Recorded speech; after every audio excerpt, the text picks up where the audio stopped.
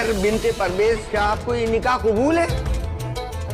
हमें शादी रोकनी होगी। बीबी फिर से पूछता हूँ, क्या आपको ये निकाह कबूल है? अगर अम्मी इसी वक्त नहीं आई तो हमारा डॉक्टर बनने का सपना क्या अधूरा रह जाएगा। सहर होने को है कि आज के एपिसोड में आप देखेंगे कि जैसे ही सहर के यहाँ पर एंट्री होती है तो उससे सब देखते रह जाते हैं। माहिद भी यहाँ पर शर्मा सा जाता है उसे देख के, और उसके हाथ में जो मिठाई का बर्तन होता है उसे वो नीचे गिरा देता है। वो मिठाई का बर्तन यहाँ पर जो सहर के पास जाके रुक जाता है। अब माहिद देख रहा होता है सहर के पास बड़े ही प्यार से। अब यहाँ पर जो एक बंदी होती है वो यहाँ पर तारीफ करती है सहर की और बोलती है कि आपके घर में अब बिजली की जरूरत नहीं, क्योंकि आपकी बहू इतनी जो है खूबसूरत है।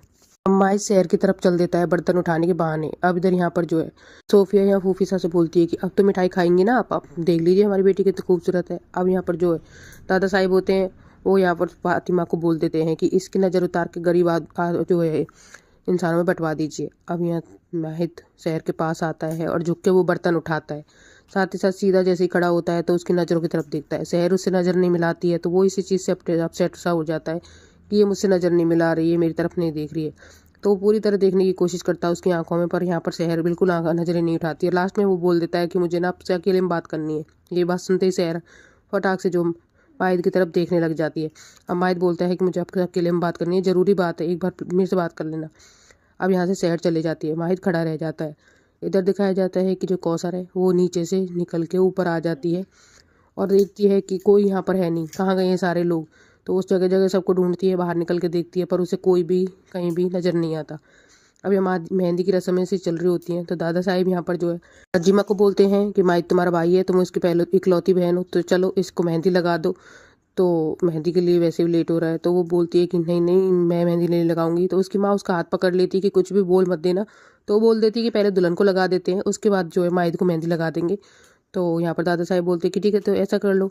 इसके बुआ सा बोलती है कि मेहंदी नहीं लग रही क्या किसी को भी यहाँ पर। तो यहाँ दादा साहब बता देते हैं कि अभी मेहंदी लग नहीं रही है, बाकी पहले दुल्हन को लगेगी फिर उसके बाद लगेगी। दादा साहब यहाँ फूफी सा से पूछते हैं कि दुल्हन कैसी लगी, अच्छी है ना हमारी पसंद। तो बोलती है कि बस हम तो ये चाहते हैं कि इसकी जो खुशियों को नज़र ना लगे, और ये इतनी खुशी तो जो है इसे मिलनी ही चाहिए। अब यहाँ गुस्से में जो है नाजिमा आती है तो वो अपने पास से कहती है कि हम इस शादी को नहीं होने देंगे और ना ही हम माहिद को और शहर को जो है एक दूसरे के नाम की मेहंदी लगने देंगे। तो वो बोलती है कि अब कैसे क्या करने वाली है। तो वो बोलती है कि अब की बार हम ऐसा करेंगे कि ये जो शहर की मेहंदी ज़िंदगी भर नहीं लगेगी, और लगेगी तो ज़िंदगी भर याद रहेगी। तो वो बोलती है कि ऐसा कैसे करने वाली हो, पिकनिक पे भी तुमने हंगामा किया था, बसते बसते रह गई, इस बार कुछ करना मत। वो मेहंदी वाली को बुलाती है और बोलती है कि देखिए अब हम नया कुछ करने वाले हैं। तो मेहंदी वाली यहाँ आती है और एक डलिया में सांप लेके आती है और वो बहुत ही जहरीला सांप होता है। तो उस सांप के लिए वो बताती है कि ये सांप जैसे ही शहर को काट लेगा तो सब कुछ खत्म हो जाएगा। तो इतने में सांप की बात कर रहे होते हैं तो यहाँ पर जो वसीर मियाँ आता है वो बोलता है कि क्या सांपों की बातें कर रही है। तो यहाँ पर जो फातिमा बोल देती है कि कुछ नहीं, लोगों ने बताया कि यहाँ क्या एरिया में सांपों का ज़्यादा खतरा है। तो बोलता है कि ये सब कुछ छोटे जाकर माहिद को मेहंदी लगा दो, बहुत लेट हो रहा है, दादा से बुला रहे हैं। अब यहाँ पे सोफिया जो शहर को समझा रही होती है कि अब भगने की कोशिश मत करना, तुम्हें ये शादी तो करनी पड़ेगी। बुआ सा को लगता है कि ये दोनों जरूर कुछ वैसी बातें कर रही है। तो आके बुआ सा